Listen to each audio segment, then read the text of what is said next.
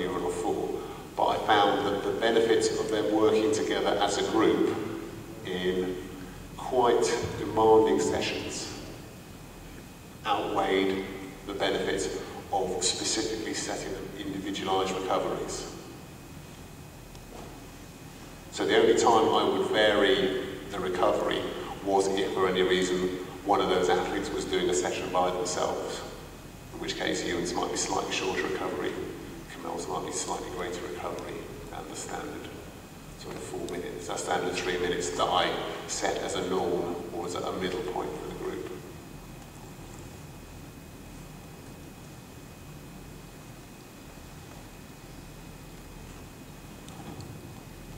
Most of these sessions are over distances between 350 or 300 metres. Occasionally I might drop down to 250, but most of it is working interlactic for each repetition. If we look at, you might need to be working for 28 to 30 seconds at this given sort of intensity to start really accelerating the rate of lactic in the blood, or the concentration of lactic in the blood. Everything was designed to be working into that on each repetition. And the volume would typically be 1800 to 1500 metres in total distance.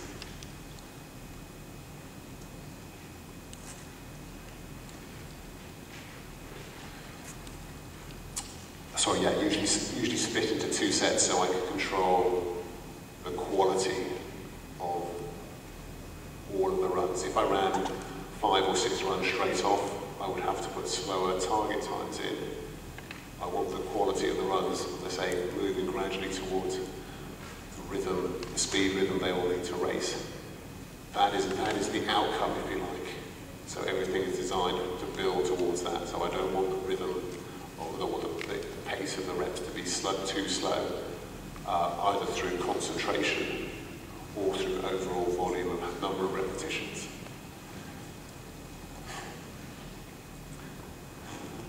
Where it will vary, where the program can vary, as I say, is for the individualisation of this. Martin quite happily on occasions run maybe a little bit more volume on this kind of scenario, whereas for some other of the one-lap athletes I work with at the moment, whether they're 45 or 46 seconds, it's not a case of they have to run the same times, they have their individual target times, but they are not as endurance-oriented as Martin, and therefore the volume might drop down for them, so they can keep the quality where I want it to be.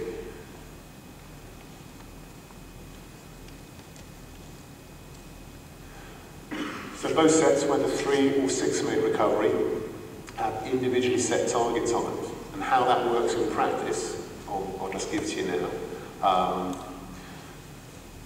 So for Martin off 3 minutes, for 2 sets of 300s with 3 minutes recovery and 10 minutes between, you probably look low 39 to low 40 point as you did the first workout of that year. The workout or similar workout would be then repeated 2, 3, 4 times, maybe 5 times during the phase. And assuming no problems, you would gradually look to increase, or decrease the times, increase the quality throughout that particular block, that particular phase of work. You have to get the athletes to be reasonably disciplined on this, because it'd be very easy to go out the first rep of winter and run a low 38. You could then maybe run 39 high, and then 41, then 42, then 45. And where athletes get this wrong, you will see some very, very painful finishes to sessions. I think the record for the slowest 300 is about 55 seconds by a guy where he got the pace judgment horribly wrong, but having got it wrong once, he hasn't got it wrong again. And again, then the concept is to repeat the same kind of work. So they don't have to be identical sessions week in, week out. you're just looking at the number of repetitions or the total volume of work bracketed by 5 or 6 repetitions. And again, look to increase the quality with the slightly longer recovery, high 37s to low 38s as you start with 6 minutes, which should get down to running under 37 and into maybe mid 37s, but again, maybe 5 or 6 repetitions towards the end of that second phase. As I say, that phase, the second phase, can sometimes be directly onto the back of the 3-minute recovery, or sometimes I might spread it apart. So I think I've got one here, a little bit later.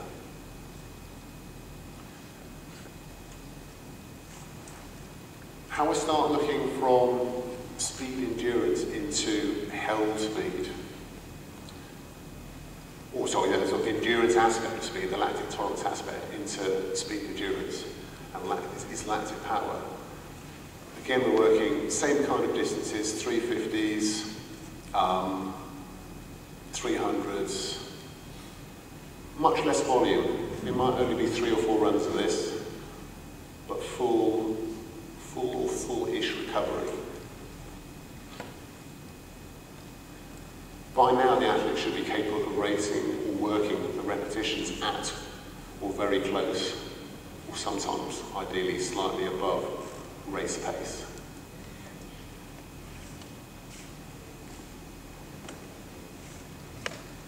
As I say, it very much underpins my belief that speed rhythm is hugely important for a 400, 800 metre type, and indeed I think is very, very important for all 400 metre runners.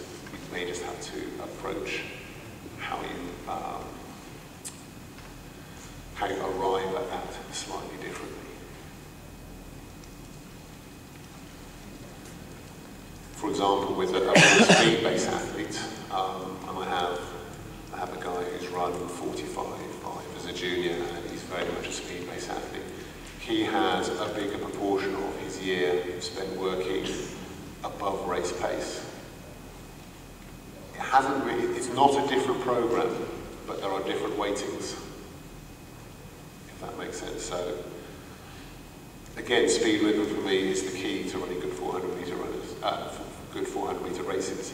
But he will spend a slightly bigger proportion of his time keeping in touch with his strength, which is speed, and trying to then build through the endurance on that, where Martin is endurance, and I'll build the speed through.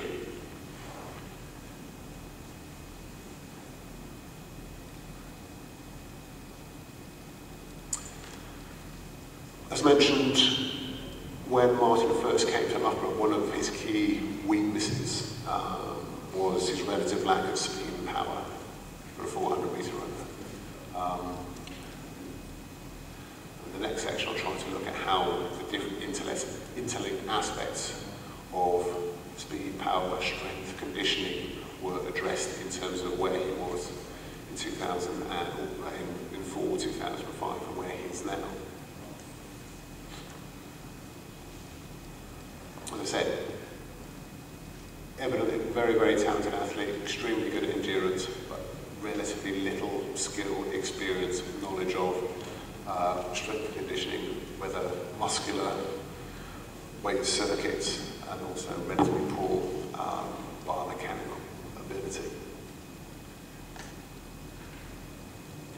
Therefore, the first 2 winters were spent mainly in introducing improved technical aspects of running. A lot of drill-based work, a specific unit set aside to focus in on sprint biomechanics on a Monday morning, which then would be cues for the drills for the rest of the week. As I say, you have to bear in mind, Martin, although he came to study fairly soon after, sort of put his studies on hold, and they're still on hold. So by now he's a full-time athlete, and he does have the luxury of putting in 2 or 3 training units a day, which can be separated throughout the day. It's not like he has to put them close together because he's been in college or he's got a part-time job to go to. The beauty of, again, again, the beauty of how the High Performance Centre works, and certainly how Loughborough works, where it is all a very compact place, is that you can come in and out of the centre 3 times a day very, very quickly. He can be from his house to Loughborough within sort of 10 minutes, even during rush hour, so it is not an issue that we spread the training units out during the day, and that also gives added benefits for both adaptation and recovery. So as I say, first 2 winters, very, very technically oriented in what we were seeking to train, trying to get him how to learn to lift, clean squats, etc. Nothing specifically fancy, but he did need a lot of, in particular, core strength, in that being 196, which is pretty tall for a 400 metre runner, especially when you are only 78k. He was a very tall, what we call bean pole. Although his engine was very good, he had no real power to it. The endurance was great, and certainly no chassis or if you want to go down the car route, the suspension wasn't great. So a lot of time was spent on postural mechanics, and we did this through a number of ways. Circuit is a decent way to start, but he also did a lot of Pilates, a lot of reformer Pilates, a lot of specific core conditioning sessions and workouts. So all trying to target the areas that probably were, and are probably still the biggest, I wouldn't say limiting factor, but they're the factors that affect him most in terms of what work he can do and how effectively he can do work. That went alongside increasing biomechanical input, as I mentioned, so the idea was to try and make him move more effectively as an individual. Again, this goes back to the concepts I was talking about in the previous seminar. His ability to have the basic movement patterns, the fundamental skills, the postural control were not really in place. I don't particularly want to blame his previous coach too much for that, because he is an extremely tall person, so I think there may well have been issues there anyway. But him being of that stature has exaggerated, has exemplified what needs to be in place to be able to improve his work capacity.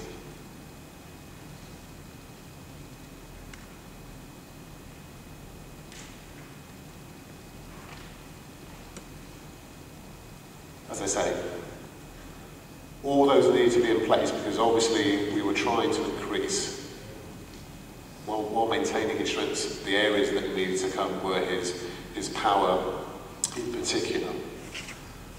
And for that to be applied through a tall, weak frame was not a good idea. So the concepts of body conditioning, postural control, improved biomechanics had to be there before really a massive push could be made on his maximal strength and his maximal power aspects of strength and conditioning.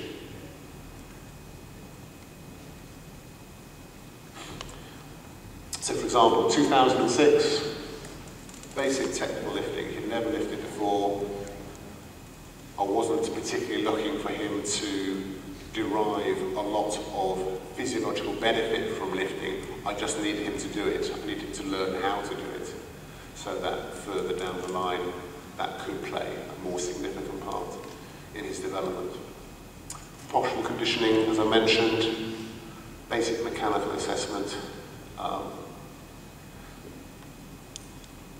and it went very, very quickly. It went very, very well, very, very quickly in terms of a really good performance in March 2006. But what that had meant with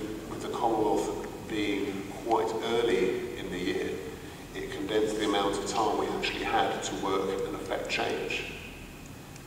He moved forward as an athlete very effectively in that spell, but the skill, technical development was still probably not as far along the line as I would have liked to have been, and in an ideal world I would like to have been had there not been the Commonwealth Games to try and focus in competitively in March of his first year working with me.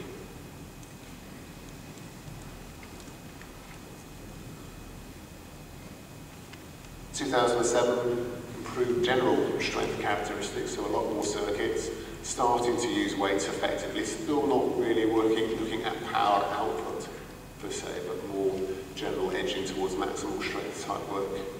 And a lot of work was paid on top speed mechanics. He did massively improve his 200-metre best that year, although he had not really run too many before. But maybe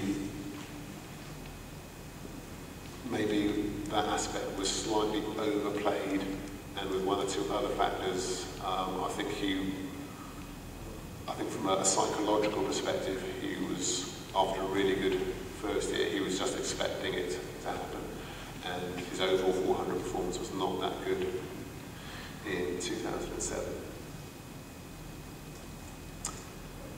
2008, obviously Olympic year, you know, those are, but if you have a longish term or a medium term strategy, you want it to try and coincide with it coming together for an Olympic year. And if you have the patience and the opportunity, it would be nice to be able to develop 4 yearly cycles with the aim of performing extremely well each Olympiad. I was talking to an American friend of mine at the Congress in London last week, and I actually think that with the Americans, the Caribbeans not really having a major championship, say this year, it is probably a beneficial cycle to have, where you're not focusing on a championship every year. Yeah, it gives you the opportunity to be a little bit more measured, a little bit more patient about how your development can go. And again, I think that aspect of long-term planning, as I was talking about, some of the long-term characteristics, like the younger athletes, it is important. And maybe it's a good model for a coach to have, is rather than sitting down and planning the year with a young athlete, would be to sit down and plan 3 years or 4 years, and then break that down into how progression can go. But certainly in 2008, he was able to lift much better, had better postural control to an extent, much better power output. He still doesn't lift a massive amount, but he lifts something like 110k for a clean, which is not bad, but it's certainly a fair bit less than many of the other 400-metre runners I'm working with, whether they are, whether they're off his level or slightly below. And with greater power, we would do repeated sort of 30-metre, not repeated, but we would do frequent 30-metre speed tests to see can he drive out and actually apply his power, his improving power better. So from that point of view, 2008, as that part of the cycle, worked very, very well, as indeed did his outcome performances. Maybe, as I say, I think maybe I looked at getting this wrong in 2009. I was convinced, right, we got into a level where his basic bar mechanics were good enough, his postural control was of a level where we could add yet more strength and yet more power onto his frame. And although we will never know, from the times he was recording and training all the way through until March, early April of that year, he was massively in advance of where he had been in 2008. However, he was still losing some aspects of pelvic control, SIJ control, at extreme levels of intensity, and ended up pulling a hamstring quite badly on a training camp.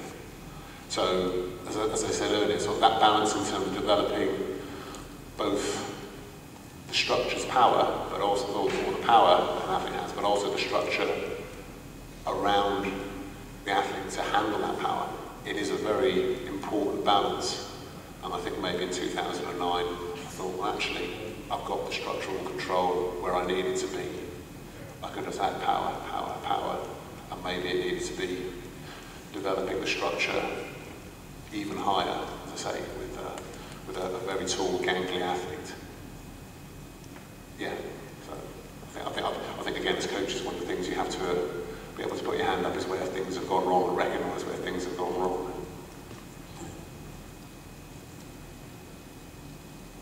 So to say, major hamstring just before the start of the competitive 2009 season. And what that meant was, when we then came to the year just finished, it was definitely take a step back. He had to do a lot of specific hamstring loading work. He was doing so much hamstring specific loading work that it affected the volume of running work he could do. Certainly the more intense work, the lactic tolerance work. So it was almost taking him back a little bit of a way into where he'd been in the overall program. But bearing in mind that we had to get postural control better, we had to get the hamstring stronger. I meant to get a picture of a watt bike. Would you guys know what a watt bike is? The cyclists use it a lot. And what it actually gives you, it gives you a readout that shows the distribution of power being applied by quad and calf on the cyclic action of a bike straight, and also how the right side performs as against the left. And found that very, very useful in terms of trying to balance out Martin's power output between left and right, because you had some visual feedback and you would know whether one side would start to fatigue earlier, or you could actually get power out of one side or the other. I mean, I believe that's why, one of the reasons why the British cyclists have been so successful is this meticulous attention to detail in terms of continuous power output. So it's been a very, very useful tool for Martin in terms of trying to develop that and having a way of monitoring that aspect.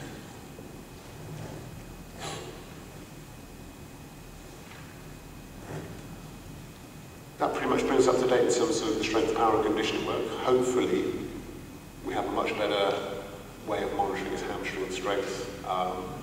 The postural control is better. Probably going back to a much more functional strength. So he's done a lot of functional strength work, man-resisted step-ups, dumbbell snatch kind of work in his conditioning phase rather than going straight into strength and powerlifting. But hopefully, say he's having learned our lesson, he will be in a better position to build upon it for 2011, 2012.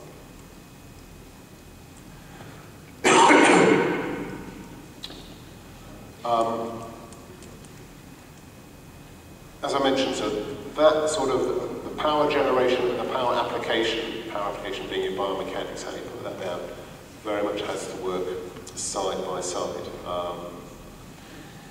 And we do hope that with increased biomechanical efficiency, which he has, we can now go back and monitor and improve the speed side of things, which is where he will need to go if he wants to try and run 43 mids. 43 highs probably, that's where you will need to go. You could probably run, I believe you could probably run 42.2, 42.3 off being a decent speed athlete with really good endurance capacities, but it needs to be quite a good speed athlete with really good endurance capacities, I think, to run the sort of times it might take him below 44 seconds. I also want to touch a little bit for conclusion on his speed, actual pure speed development. Initially then, we've really briefly touch upon sort of like the lactic power. Much of his speed work would actually be race pace work. Lactic power work, you know, 1 or 2 repetitions of 300 or 350 metre. Relatively little in the early days on too much pure speed. It would be a little bit. The first year, because of the Commonwealth Games, didn't really have time to do too much before the Commonwealth Games, and he ran exceptionally well there, so I was really looking forward to the outdoor season, but unfortunately a plantar fascia injury prevented any real outdoor season happening. It was much more of a rebuild in towards the Saga World Championships. 2007, a lot of technical speed work. My colleague Michael Kamel works a lot with a very accomplished sprint group here, so we were able to utilise his services and work alongside Mike and his sprints group in terms of looking at Martin's speed development from a biomechanical and a technical perspective. So a lot of developmental accelerations and holds through to top speed over 100 metre type work.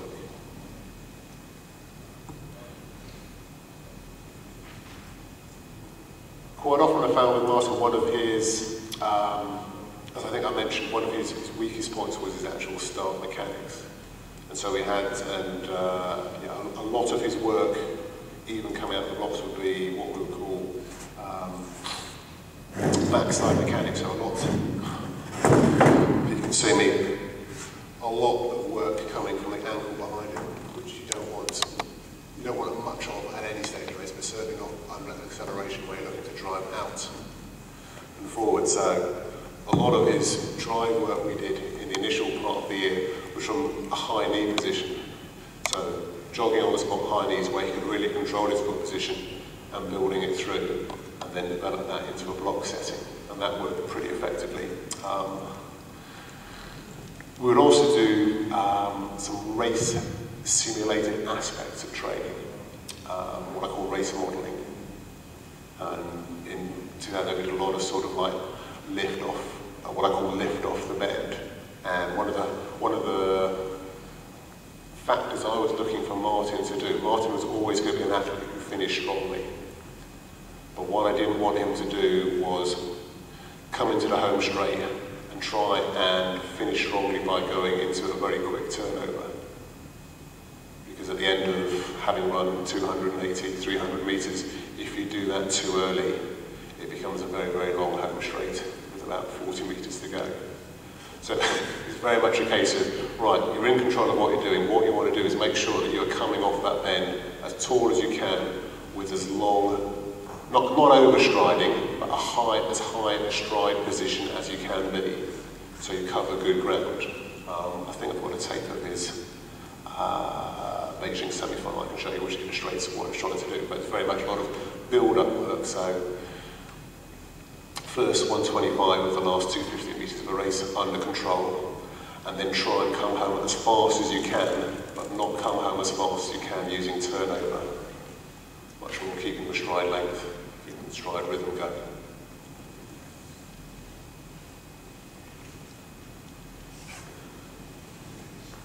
So 2009, I had been confident that we'd got the postural control and conditioning right, so there was a lot more pure speed work in there.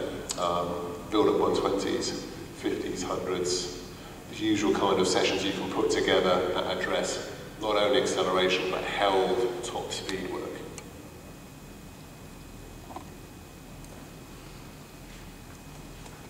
Let's say, as for last year, we did relatively little speed work due to most of his hamstring loading work having to be done in the gym, therefore him being a little bit too sore to realistically push high intensity.